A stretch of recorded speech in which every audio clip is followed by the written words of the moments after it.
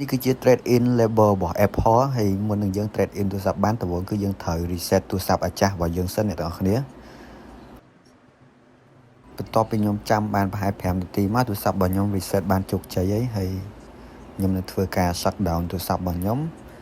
ហើយយើងធ្វើការ clean up ទូរស័ព្ទយើងបន្តិចមក and then យើងបើកប្រអប់ trade in return របស់ Apple នឹងវិញមកអ្នកទាំងអស់គ្នាហើយយើងយកទូរស័ព្ទយើងមកដាក់កន្លែងกระดาษសហ្នឹងហើយយើងខ្ចប់វាស្អាតមកដើម្បីឲ្យខាង Apple មើលមកគេលោកគេឲ្យតម្លៃយើងខ្ពស់អញ្ចឹងណានិយាយលេងអ្នកទាំងអស់គ្នាតម្លៃប៉ុណ្ណាប៉ុណ្ណឹងហើយប្រអប់ return ហ្នឹងគឺបន្ទាប់ពីយើងទិញទូរស័ព្ទថ្មីហើយបានប្រហែល5ថ្ងៃអ្នកទាំងអស់គ្នាគេនឹងផ្ញើមកដល់ផ្ទះយើងហើយយើងអត់បាក់ទៅដល់ហាង trade in ទូរស័ព្ទឯងហើយនេះគឺជា sticker ថ្មីដែលយើងត្រូវផ្ញើត្រឡប់ទៅវិញអ្នកនរគ្នាយើងបកមកហើយយើងបិទពីលើ sticker ចាស់ដែលគេផ្ញើមកផ្ទះយើងហ្នឹងយើងផ្ញើទៅវិញទៅប៉ុណ្្នឹងទៅជាការស្រេចឯអ្នកនរគ្នា